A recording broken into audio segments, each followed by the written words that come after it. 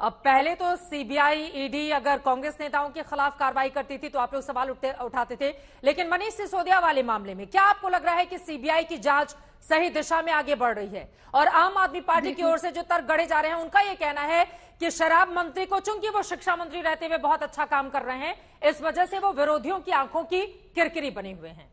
राधिका, देखिए, सबसे पहले तो चित्रा जी, हम बचपन से कहानी सुनते आए हैं, शेर आया शेर आया, और जब असल में शेर आता है तो आधे से ज्यादा लोग विश्वास करने से इनकार कर देते हैं, और वही होता जा रहा है। क्योंकि सीबीआई हो, ईडी हो, हमने देखा है कई तरीके से सरकार ने, मोदी सरकार ने उसको किस तरीके से अपने विरोधियों के खिलाफ इस्तेमाल किया है। तो जब सच में कोई घोटाला होता है तो ऑटोमेटिकली सवाल उठने लग जाते हैं, और उसी तरीके से आम आदमी पार्टी ये सवाल उठा रही है। अब मैं आपको पंजाब का एग्जाम्पल देती हूँ, क्योंकि इनकी नई नवेली सरकार है पंजाब में। वहां पे इनके स्वास्थ्य मंत्री पर आरोप लगते हैं, उनको इन्हीं की सरकार गिरफ्तार करके जेल में डाल देती है, उनका इस्तीफा ले लेती है। वो आज बेल पे बाहर है। संगरूर का चुनाव उन्होंने बाई इलेक्शन जीतना था तो उस पर कार्रवाई कर दी, और क्योंकि वो एक छोटे और नए नेता थे इसीलिए केजरीवाल साहब के ज्यादा करीबी नहीं थे। लेकिन जब वही घोटाले, अलग तरीके के घोटाले दिल्ली में होते हैं, एक इनके स्वास्थ्य मंत्री सत्येंद्र जैन, जिनकी आज फिर बेल कैंसिल कर दी गई है, कोर्ट को उसमें कुछ ना कुछ तो दिखाई दिया होगा।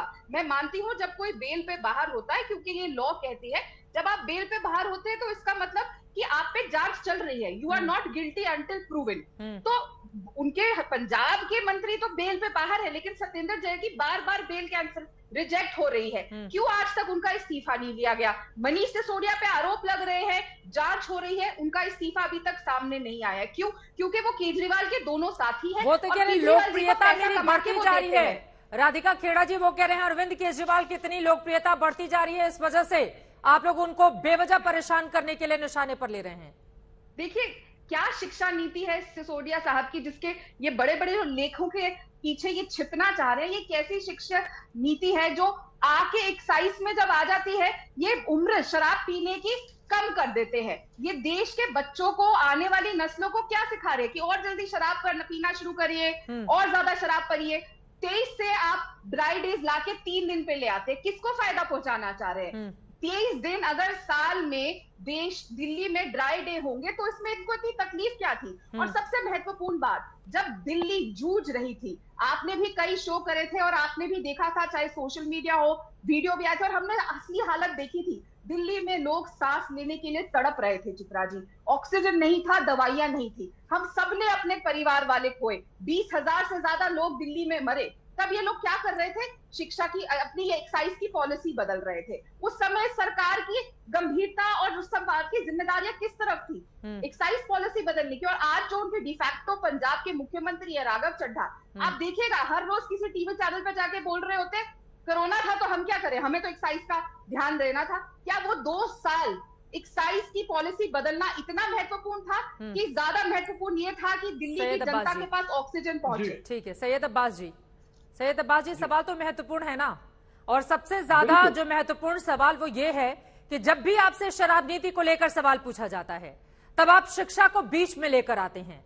सवाल आपसे पूरब को लेकर पूछा जाए, जवाब आपका पश्चिम का रहता है। इस तरह से अगर आप जवाब देंगे तो न ही जांच पूरी हो पाएगी और न ही देश की जनता के मन में जो भ्रम है वो भ्रम दूर हो पाएगा। आम आदमी पार्टी जिस भ्रष्टाचार को खत्म करने के मकसद से एक आंदोलन की जननी रही है, वो आम आदमी पार्टी आज भ्रष्टाचार के आरोप लगने पर बताते हैं महाराणा प्रताप के वंशज। 482 साल बाद अगर कोई वंशज उनका सामने आता है, क्या महाराणा प्रताप पर इस तरह के कोई भी आरोप लगे थे? शराब घोटाले का आरोप है, सीधे शराब घोटाले को लेकर क्यों नहीं जवाब देते हैं आप लोग? सवाल पूछो कोई और, जवाब आता है कोई और। चित्रा जी, सबसे पहले तो मैं आपकी बात समझता हूं, बिल्कुल आप एक होनहार पत्रकार हैं और आपके सवाल सीधे और जवाब भी सीधे होनी चाहिए।